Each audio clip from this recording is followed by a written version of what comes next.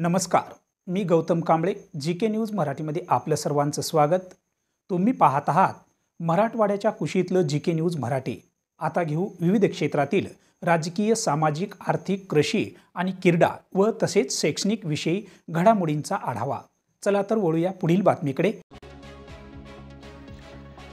नांदेड जिल्ह्यातील विविध भागांमध्ये मोटरसायकल चोरींच्या वाढत्या घटनांना आळा घालण्यासाठी पोलीस अधीक्षक अविनाश कुमार यांच्या आदेशानुसार राबवण्यात आलेल्या ऑपरेशन फ्लॅश आउट अंतर्गत स्थानिक गुन्हे शाखेने एक मोठी कामगिरी बजावत आंतरजिल्हा मोटरसायकल चोरणाऱ्या टोळीचा पर्दाफाश केलाय.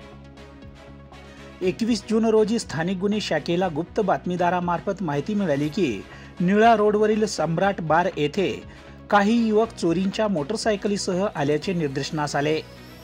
यानंतर सहाय्यक पोलीस निरीक्षक रवी वाहुळे, पोलीस उपनिरीक्षक आनंद बिच्चेवार व त्यांच्या पथकातील अधिकाऱ्यांनी तात्काळ कारवाई करीत 3 आरोपी व 2 बालक असे एकूण 5 जणांना ताब्यात घेतले.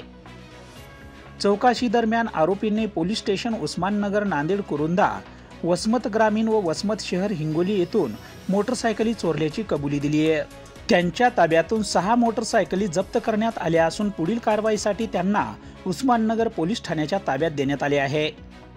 या कारवाई दरम्यान आरोपींना अटक केलेल्या आरोपीची नावे ज्ञानेश्वर बालाजी लोखंडे, बालाजी काशीनाथ पवार, बालाजी शंकरराव राजगोरे व 2 विधी संघर्ष बालक असे एकूण 5 आरोपींना ताब्यात घेतले आहे.